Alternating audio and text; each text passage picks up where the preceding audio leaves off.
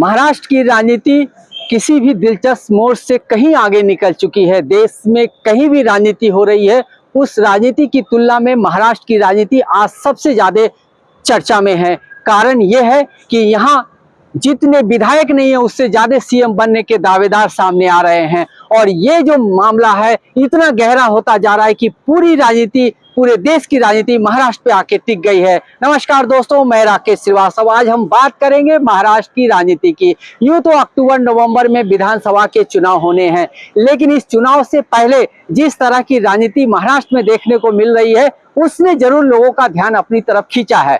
दरअसल महाराष्ट्र में महाविकास आघाड़ी और महायुति दो गठबंधन है और इन दोनों गठबंधनों में तीन दल शामिल है और इन तीन दलों में हर दल में कई मुख्यमंत्री के दावेदार सामने आ रहे हैं, जिसकी वजह से ये जो मामला है दिलचस्प होता जा रहा है। अगर महाविकास आघाड़ी की बात करें तो उद्धव ठाकरे पहले ही सीएम रह चुके हैं। उसके बाद अगर बात करें तो शरद पवार तो कई बार मुख्यमंत्री रह चुके हैं। नाना पटोले जो तीसरे दल के हैं कांग्रेस के, उनकी भी इच्छा है कि वो मुख्यमंत्री बने। भले उन्होंने किसी भी सार्वजनिक मंच से इसकी इच्छा नहीं जताई है, लेकिन दबे जुबान से ये भी कहा जाता है कि नाना पटोले भी इच्छुक है। दूसरी तरफ महायुति की बात करें तो एकनाथ शिंदे गुट के जो नेता है वो तो सीएम है ही। देवेंद्र फडणवीस की जो पार्टी है भारतीय जनता पार्टी, वो चाहती है कि उनका अपना मुख्यमंत्री हो। वहीं अब अजित पवार ने खुले रूप से सामने कह दिया है कि उन्हें भी मुख्यमंत्री बनना है। मसलन वो मुख्यमंत्री पद को लेकर डील करना चाहते हैं, लेकिन जिस तरह का परफॉर्मेंस लोकसभा चुनाव में उनका रहा है वैसे में उनकी डील की स्थिति तो बनती नहीं है। लेकिन बार बार जिस तरह से कभी बैनर लगा के, कभी अमित शाह को मैसेज पहुंचा के और कभी खुद से वो जिस तरह से मुख्यमंत्री बनने की इच्छा जता रहे हैं, इससे लग रहा है कि अगर चुनाव के बाद महायुति को सीटें भी आती है तो मुख्यमंत्री पद का जो मामला है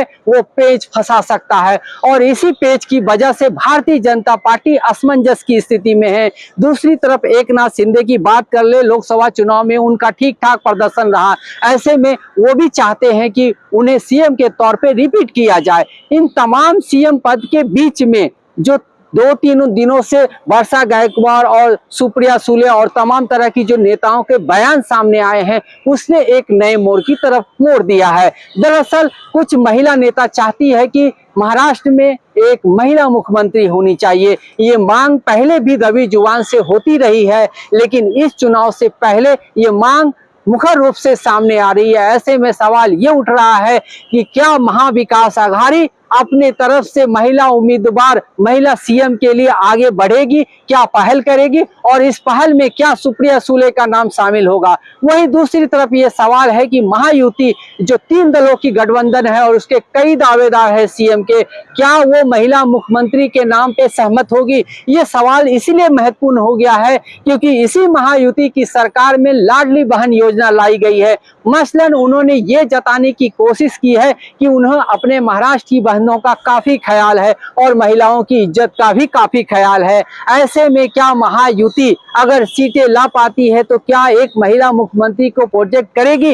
ये बेहद गंभीर सवाल है और जरूरी सवाल है, क्योंकि महाराष्ट्र ने महिला मुख्यमंत्री नहीं देखा है और इतने बड़े स्टेट में आज तक महिला मुख्यमंत्री का नहीं होना भी एक सवाल खड़े करता है। क्योंकि जिस तरह की राजनीति महाराष्ट्र में हुई है वहां पर बड़ी संख्या में महिलाओं ने अपनी भागीदारी निभाई है।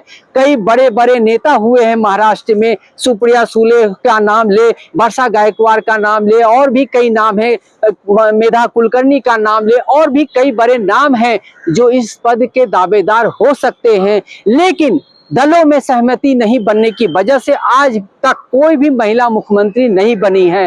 तो ऐसे में क्या महाविकास आघाड़ी चुनाव से पहले महिला मुख्यमंत्री बनाने का दांव फेंककर इस चुनाव को अपने पाले में करने की कोशिश करेगी।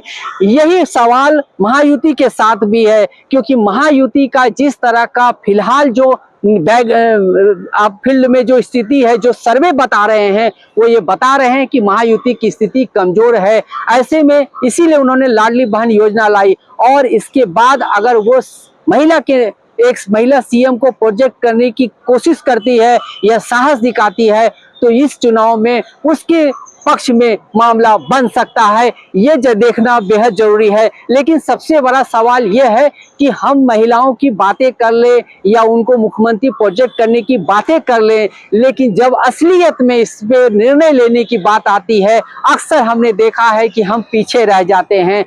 ऐसे में इन दोनों गठबंधनों के सामने ये बड़ा सवाल है कि क्या वो इस बार महाराष्ट्र में एक बड़ी मिसाल पेश करेंगे, किसी महिला मुख्यमंत्री को मौका देंगे। आज के लिए इतना ही, नमस्कार।